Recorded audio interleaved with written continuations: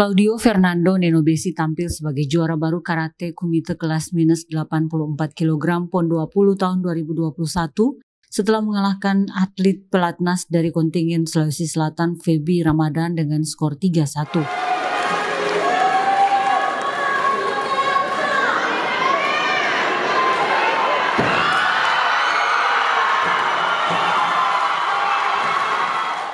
Claudio yang kala itu tak menyangka bisa memperoleh kemenangan sempat terdiam tak percaya hingga akhirnya di luar Tanami ia bisa merayakan kemenangan itu bersama pelatih dan ofisial lainnya.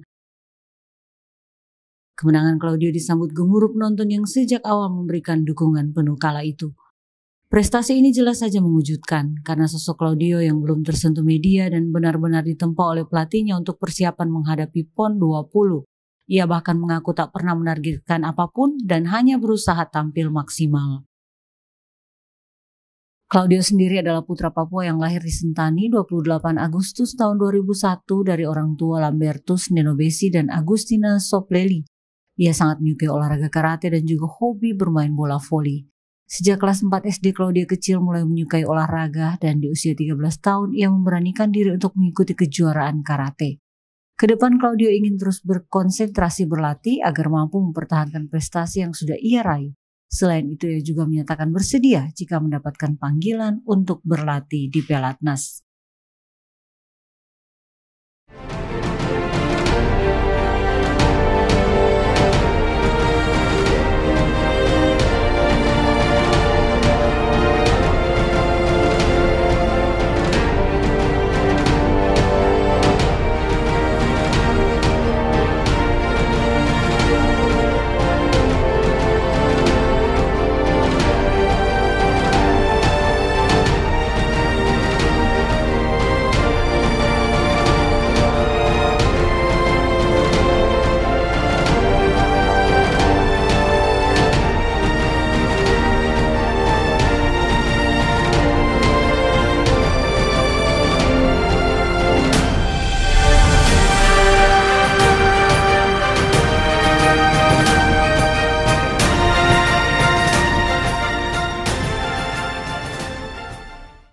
Bersama kami, Bidang Humas dan Media Kontingen PON Papua dalam program Papua Menuju Jejak Prestasi.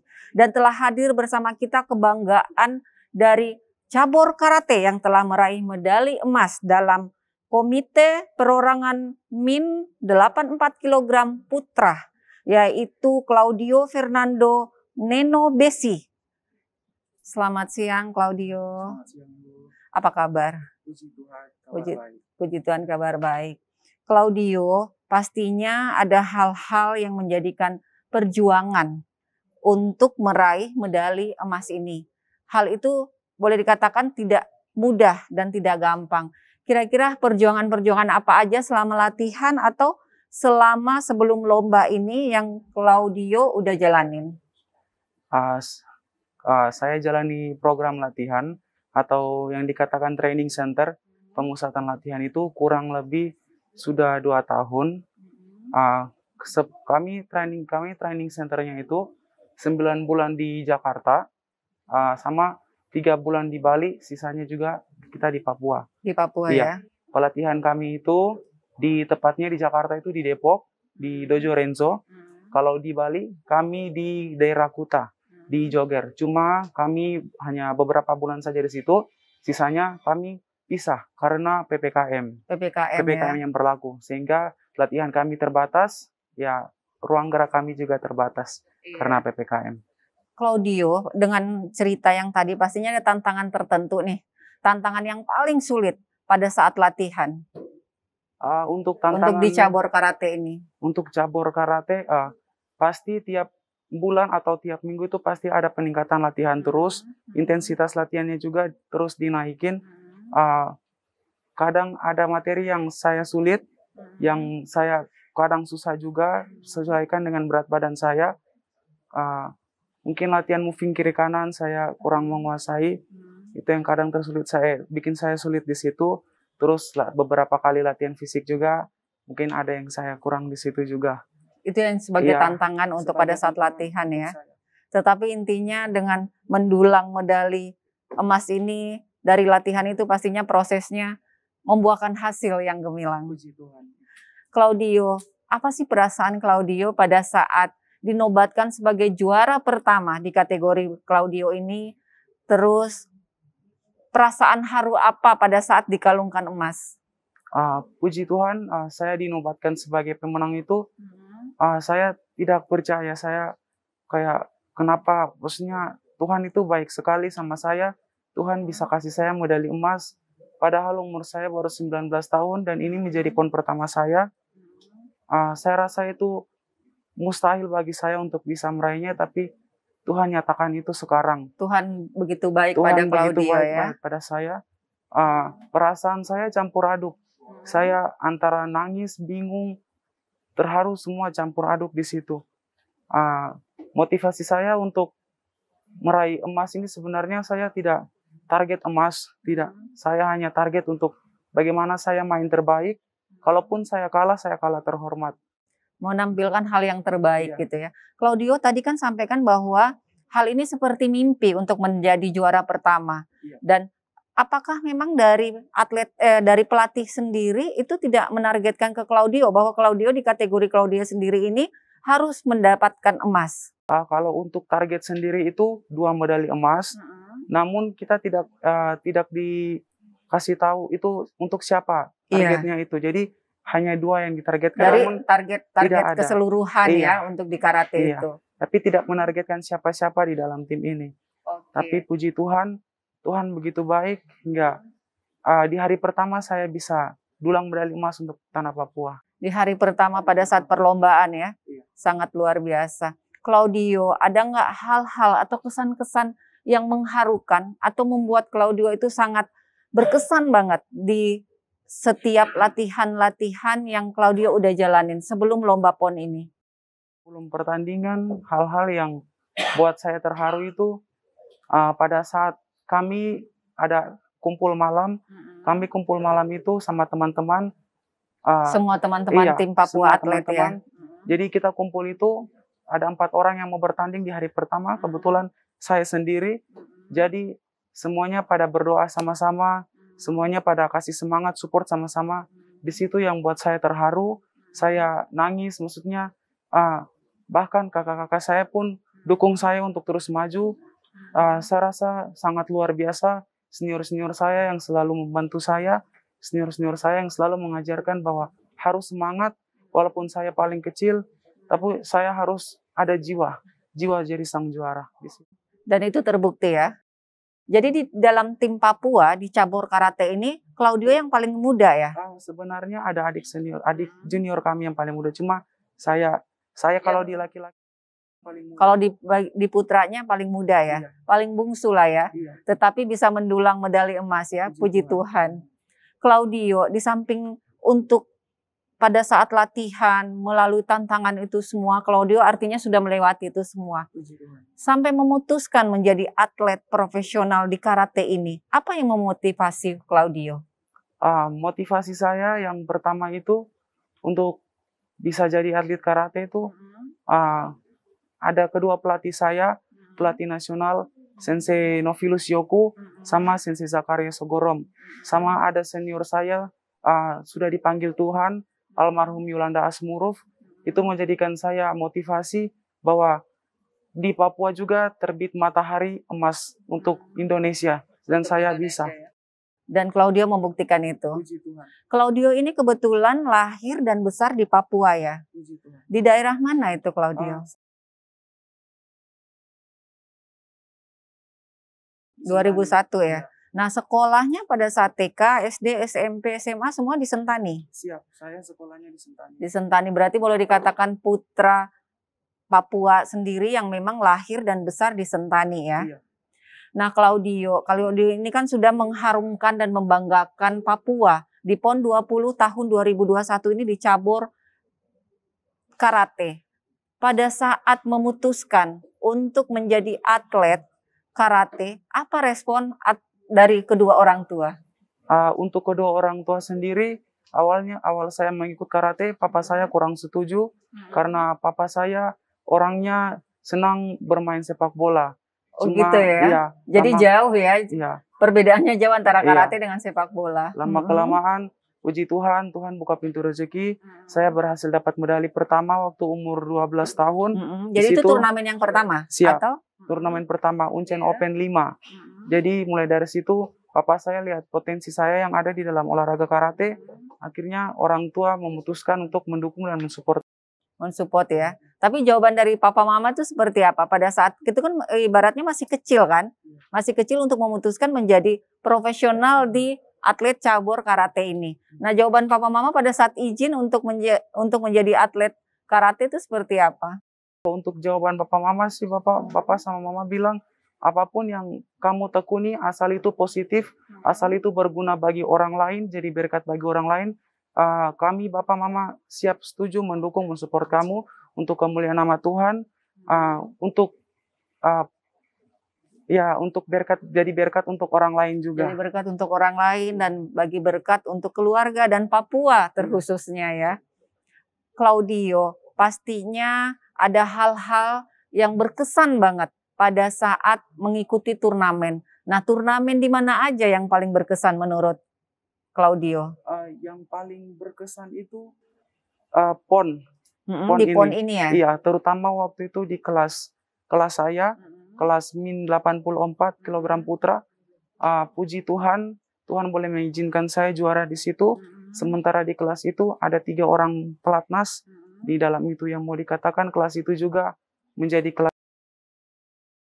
Bahaya juga ya. Artinya menjadi suatu tantangan tersendiri gitu ya. Iya. Di kelas min 84 putra ini.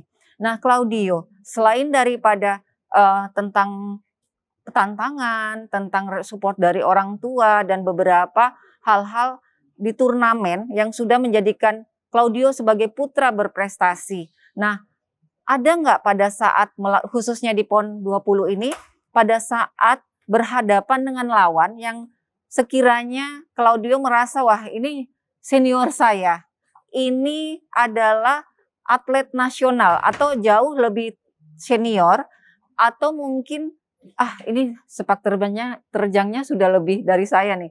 Kira-kira ada kekhawatiran atau nggak ada? Atau nervous seperti itu ya? Pasti ada. Pemanasan, sempat saya nervous juga. Iya. Tapi ketika saya sudah di atas matras, ketika saya berdiri di depan saya, itu sudah bukan senior saya, itu lawan saya, itu sudah bukan, walaupun dia pelatnas, tapi ya sama-sama makan nasi. Iya, pokoknya lawan aja gitu ya, tetap semangat. Artinya sama-sama makan nasi ya, kita sama-sama atlet karate juga ya. Siap. Terbukti dengan jadinya sang juara untuk Claudio.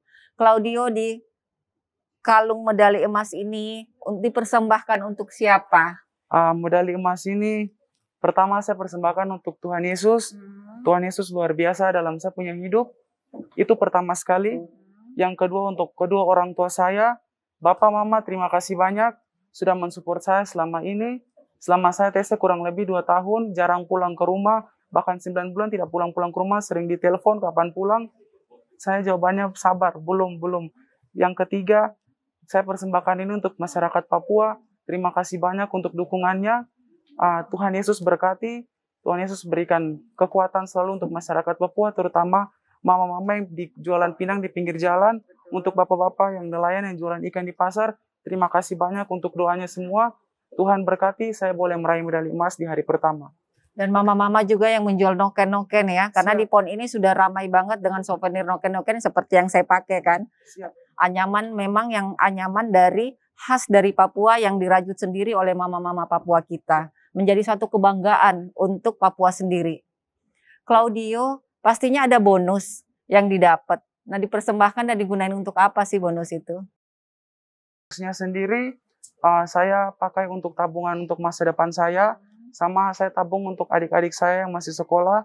Dipakai untuk modal usaha juga untuk kedua orang tua saya. Sangat mulia banget ya.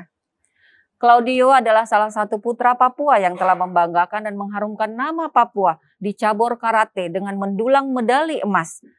Sekiranya Claudio bisa memberikan motivasi dan semangat kepada adik-adik di Papua atau teman-teman di Papua, generasi muda Papua untuk lebih giat lagi meraih cita-cita dan lebih semangat lagi untuk berprestasi dan mengharumkan nama Papua seperti Claudio. Silahkan. untuk teman-teman semua, untuk adik-adik, untuk generasi Papua di luar sana, saya memesan bahwa saya mohon tolong tinggalkan itu yang namanya mabuk-mabuk, tolong tinggalkan itu yang namanya pergaulan bebas, seks bebas. Mari kita berprestasi bersama, entah itu di bidang apa saja. Mari kita berbuat yang positif, yang terbaik, yang berguna untuk orang tua, keluarga, adik-adik, saudara-saudara semua, untuk tanah Papua, terutama kemuliaan bagi nama Tuhan.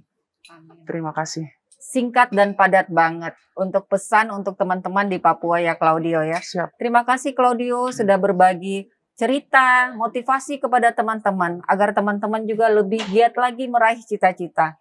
Siap. Demikian perbincangan kami dengan salah satu atlet yang telah meraih medali emas cabur karate di PON 20 tahun 2021.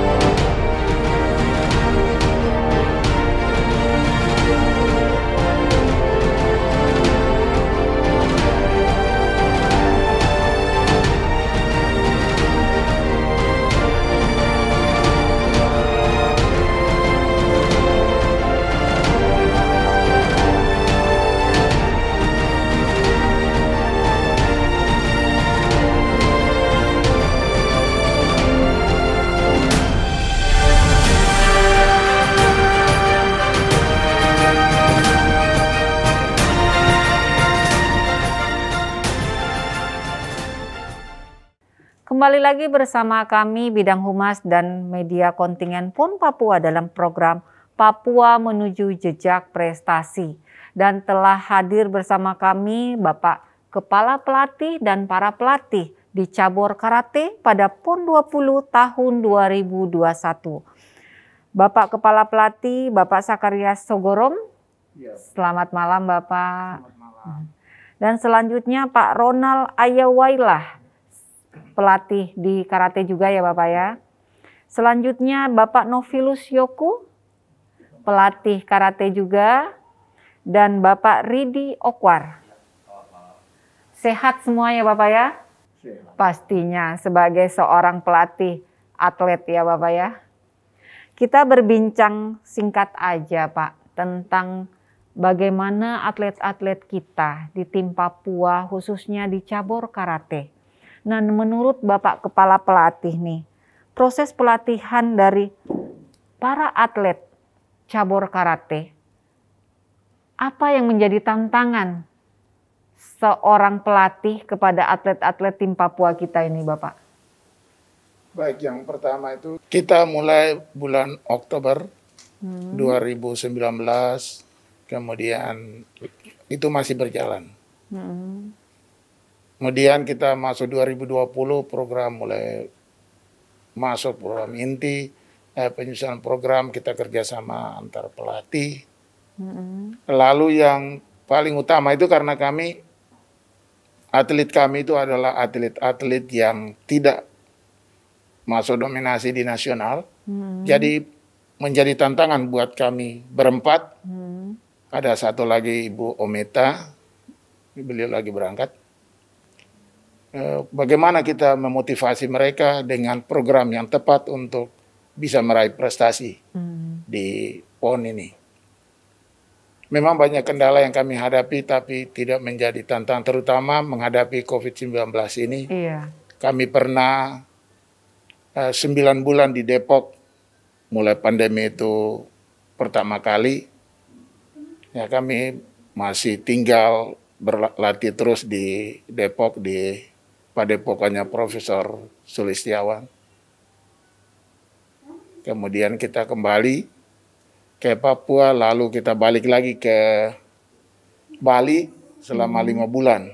Setelah itu baru kita kembali ke Papua dan kita masuk di sini, di Wisma Atlet, dan kami berlatih sambil menunggu kontingen datang.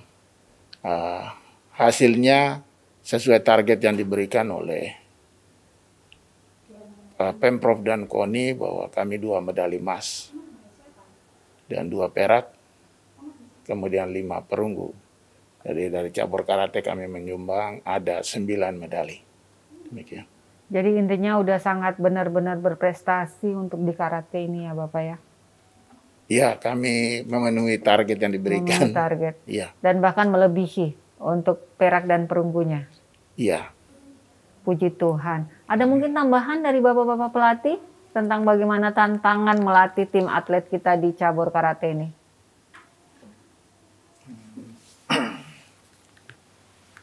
Kalau menurut saya tantangan yang paling berat selama kita TC, kita berjalan ini kita istilahnya buta. Iya. Buta dan atlet ini baru. Jam terbang belum, terus kita belum tahu orang-orangnya yang ikut prapon. Iya. Tapi belum begitu jelas mainnya kayak apa. Tapi kita banyak memberikan tugas ke anak-anak, cari atlet-atlet masing-masing kelas sesuai dengan mereka untuk lihat dalam YouTube mereka punya cara bermain. Jadi dibantu dengan virtual juga ya Pak ya. Apalagi masa pandemi ini sangat terbatas ya Pak, baik itu pertemuan maupun juga mungkin mobilitas daripada latihan-latihan ini. Nah, kira-kira siapa yang berkenan menjawab nih Pak? Strategi apa yang diterapkan oleh para pelatih untuk atlet tim Papua kita di cabur karate ini sampai mereka bisa berprestasi, mendulang beberapa medali, bahkan mencapai target yang telah ditargetkan oleh Provinsi Papua dan KONI Papua sendiri. Siapa Bapak yang mewakili? Baik, terima kasih. Pertama memang kita kesiapan atlet kita, memang atlet kita ini atlet daerah semua. Iya. Belum ada yang punya taraf nasional. Untuk mensiasati itu, untuk kita harus menghadapi atlet-atlet yang di pelatnas. Kita juga tidak punya ajang uji coba, event yang bagus. Jadi kita mensiasati dengan coba mengangkat mental atlet kita dengan latihan di luar. Iya. Kita coba latihan di Depok, kemudian latihan di Bali, mendekatkan diri dengan ada atlet pelatnas di sana waktu itu. Dan kami mencoba mungkin mental dari atlet kita bisa terangkat di sana. Iya. Seperti itu. Dan itu berhasil, boleh dikatakan ya Pak ya? Ya, dan itu ya berhasil. Mungkin ada tambahan Bapak dari pelatih mana untuk strategi untuk tim atlet kita ini Bapak? Mungkin Pak Kepala mau tambahin? Baik, tadi sudah dijelaskan oleh Coach Novi maupun Ronald. Tadi yang disampaikan Coach Novilus memang benar. Yeah. Kami di Bali itu 2 kali latihan bersama dengan timnas. Dan yang paling banyak dominan masuk final kemarin rata-rata lah atlet pelatnas. Dengan demikian atlet kami sudah melihat bagaimana cara mainnya, kemudian kita berkomunikasi, dia menceritakan apa yang dia lihat, dan kami berikan strategi. Kalau dia orangnya agresif menyerang, berarti Anda harus menunggu dia datang baru counter. Hal itu strategi yang ditanamkan. Iya, itu yang kami canangkan, ternyata berhasil strategi itu. Dan kami juga berterima kasih kepada timnas karena kami bisa berlatih bersama mereka. Jadi bisa lebih memperdalam dan memperbanyak pengalaman dari tim kita ya Pak ya? Iya, dan mereka bisa mengenal tipe permainan dari lawan mereka yang akan dihadapi di PON. Demikian. Iya.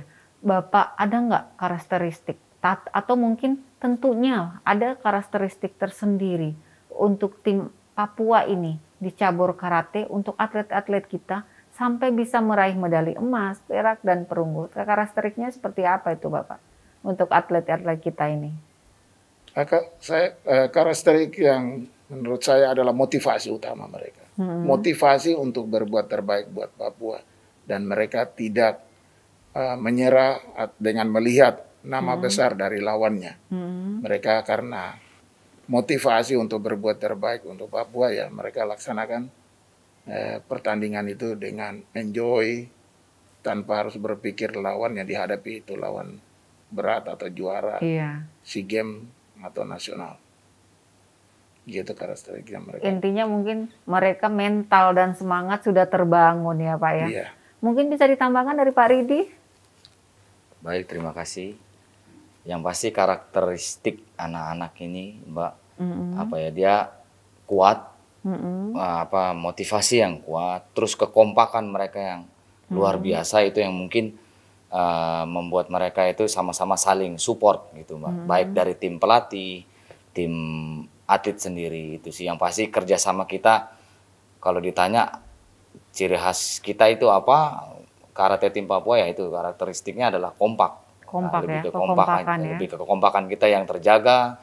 Makanya sampai ketemu dengan tim-tim lain pun juga salah satu strategi juga malah jadinya gitu loh. Karena kekompakan itu yang bikin tim-tim lain juga agak minder mungkin melihat kita. Apalagi di satu sisi kita juga tuan rumah. Itu aja sih, Mbak. Itu yang menjadi modal utama ya Pak ya, tuan rumah. Artinya mereka pasti sudah terbangun mentalnya bahwa seluruh rakyat Papua, seluruh masyarakat Papua memang harus mendukung tim Papua ini ya Pak ya. Nah itu dia pastinya. Nah, selain daripada karakteristik Bapak, ada nggak harapan untuk para pelatih ini, khususnya untuk atlet-atlet di Papua yang muda maupun yang sudah senior di cabur karate ini Bapak? Harapannya seperti apa? Mungkin dari mana Bapak duluan? Silahkan. Ya, yang pasti harapan kita sebagai seorang pelatih gitu Mbak ya, berjenjang. Ini program latihan ini akan berjenjang. Setelah jangan cuma sampai karena memang kita tuan rumah di PON 2020 ini, 2021 ini kita tuan rumah. Abis itu kita lupa down lagi gitu ya. Lupa gitu karena euforia sesaat kita tuan rumah, kita lupa dengan sistem apa namanya ya, pembinaan yang berjenjang gitu. Sementara kan apalagi kita nih ya betul kata kepala pelatih Sensei Ronald Sesenov yang adalah senior-senior saya ini, kita ini memang isinya lebih banyak anak muda. Anak-anak mudanya baru satu lagi yang pasti kita belum dikenal di nasional gitu loh, Mbak. Nah, makanya kita sistem kita pembinaan kita tuh harus berjenjang, jadi latihan tetap latihan kita tuh harus tetap ditingkatkan lagi, apalagi nanti tahun depan kan kita memulai itu kan kita ikut pra-pon dulu, prakualifikasinya, seleksinya, belum lagi kita ponnya, dan kita bukan tuan rumah loh di tahun depan gitu loh. Makanya itu jadi harus 3 tahun ke depan ya Pak di Aceh ya. Jadi berarti kita sebagai tamu. Ya benar, itu dia sih Mbak. Ditambahin mungkin Sensei Novi dari Pak yang Novi mau menambahkan lagi. Iya, dengan hasil yang kita sudah capai, 2 emas, 2 perak, dan 5 perunggu, ini hasil yang luar biasa. Tapi jangan sampai putus di situ. Kita harus mempersiapkan diri lagi untuk menghadapi pra-pon dan PON di Aceh sama Sumut nanti. Untuk itu kita mengharapkan untuk Pemprov Forki Papua dan semua perguruan yang ada dan juga KONI Papua untuk bersama-sama kita menjaga prestasi ini, mempersiapkan atlet yang nanti bertanding untuk masuk di PON Aceh dan Sumut. Amin. Bapak Ronald bisa ditambahkan harapannya? Mungkin sama tadi, tapi harapan saya ini kan ada atlet yang peraih medali emas ini kan baru. Usia 18. Iya. Samince sama Claudio. Iya. Ya, harapan saya mereka bisa ditarik di pelatnas sehingga bisa mengganti Nopilu sama Sakarias yang dulu dari sana, sehingga atlet kita dari Papua ada yang di dalam pelatnas, jadi tidak putus. Papua tetap ada di dalam, sehingga dari generasi yang di bawah-bawah juga ikut meregenerasi ya Bapak. Jadi generasi dari Pak Sakarias, Pak Novilus sebagai atlet pelatnas ya Pak ya. Jadi tidak putus. Yang menjadi kebanggaan Papua. Bapak Kepala Pelatih silahkan. Baik, terima kasih. Untuk bagaimana bisa melanjutkan prestasi ini dan mempertahankan, tadi sudah disampaikan para coach.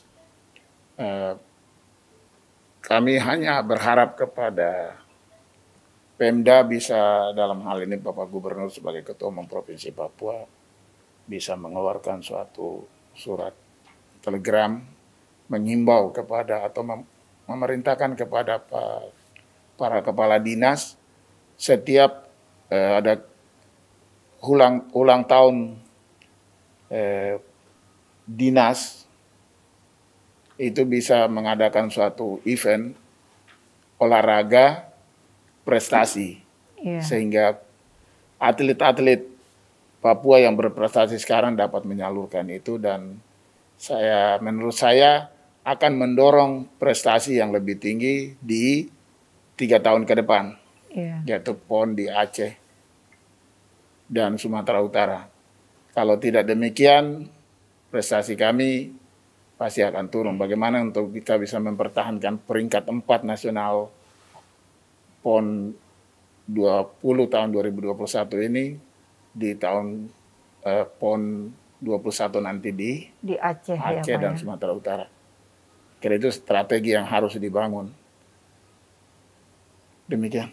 Iya, Bapak tentunya Bapak sebagai mantan ya Pak ya, mantan atlet pelatnas, kebanggaan Papua yang telah mengharumkan dan membanggakan nama Papua. Bagaimana menanamkan kepada atlet-atlet muda kita Pak, khususnya anak muda Papua, bahwa tetap mengikuti jejak Bapak Nofilus juga ya sebagai pelatnas, atlet pelatnas, mengikuti jejak Bapak untuk tidak mudah menyerah dan tidak mudah puas apa yang diraih. Tentu itu mulai dari disiplin latihan atlet. Dengan adanya latihan di setiap dojo atau tempat latihan, kemudian dengan adanya kejuaraan daerah yang didukung oleh Pemprov, dan motivasi atlet itu sendiri, bagaimana bisa mengikuti jejak yang dilaksanakan oleh para seniornya. Dia harus bisa mengikuti itu. Kalau tidak demikian, tanpa motivasi pribadi, tidak akan prestasinya bisa mencapai tingkat nasional, bahkan internasional seperti Pak Yoko. Begitu. Mungkin Pak Nofilus Yoko bisa ditambahkan. Baik, kami sebagai mantan atlet dan juga sekarang kami sebagai pelatih, kami sudah mempersiapkan diri kami, waktu kami meluangkan waktu untuk melatih para atlet yang akan muncul. Jadi kami menghimbau kepada seluruh karateka yang berada di dojo-dojo dan juga semua pelatih untuk mempersiapkan atlet dengan baik dan melanjutkan ke tingkat provinsi.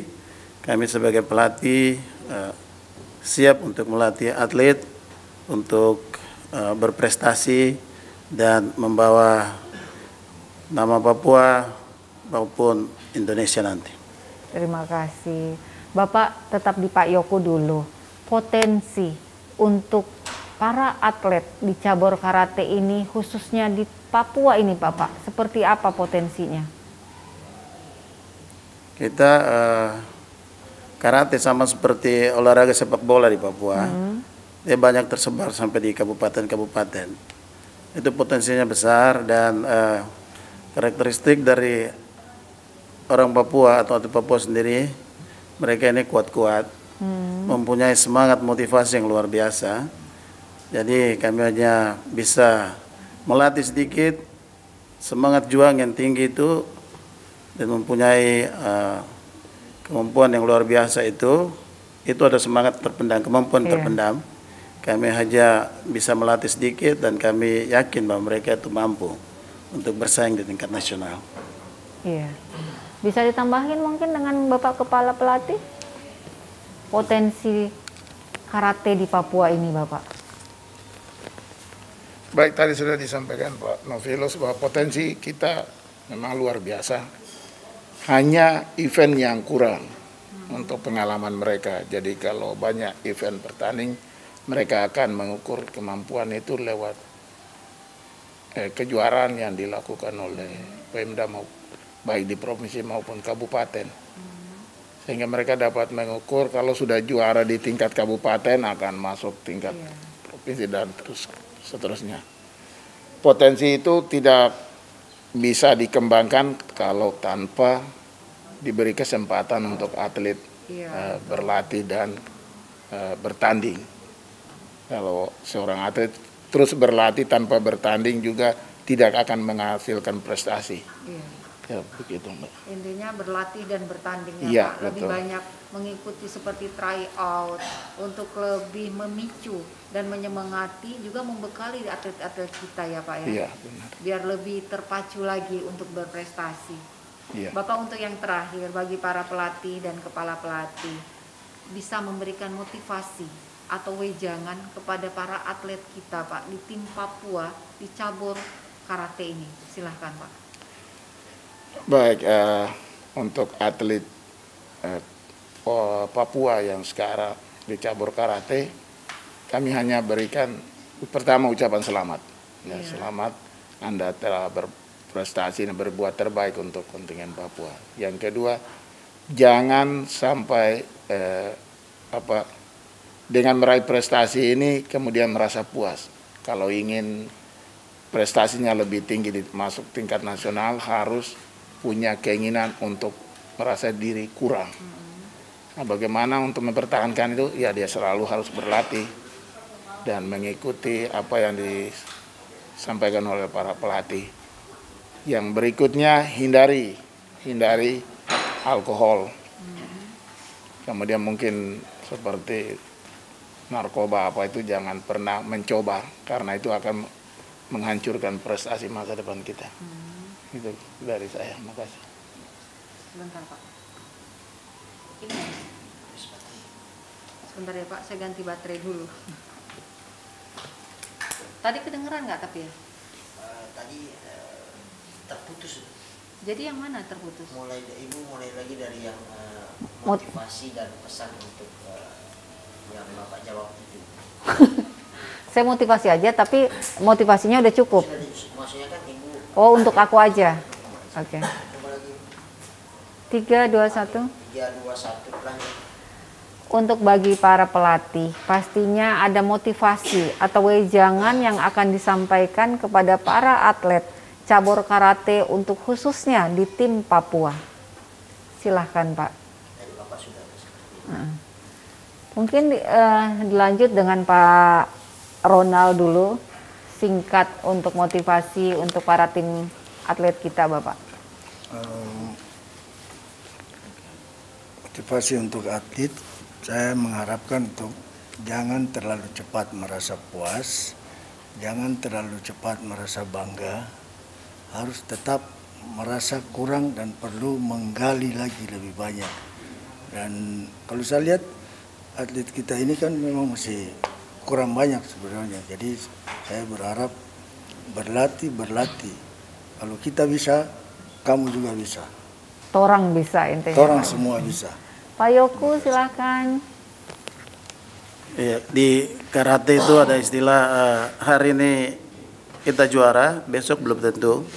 Karena karate adalah olahraga tidak terukur. Jadi pencapaian hasil yang sekarang sudah ada, kalau dibiarkan begitu saja akan menurun. Kita harus terus berlatih, terus meningkatkan latihan kita, fisik, mental. Kemudian tentu akan berprestasi di event berikutnya. Tetap memacu diri ya Pak ya. Pak Ridi? Ya, yang pasti dari atletnya sendiri harus punya motivasi yang lebih, maksudnya lebih punya inisiatif sendiri. Karena tidak ada yang tidak mungkin gitu Mbak. Iya. Apalagi jenjang PON ini kan semua punya keinginan untuk mencapai yang terbaik. Jadi dari atletnya sendiri harus punya inisiatif untuk berusaha yang lebih baik. Dan ya harus punya semangat yang lebih dari orang lain gitu. Kalau orang lain pun bisa, yang pelatnas itu bisa, mereka pun juga harus lebih bisa dibanding yang daerah-daerah lain gitu Mbak. Gitu aja sih, terima kasih.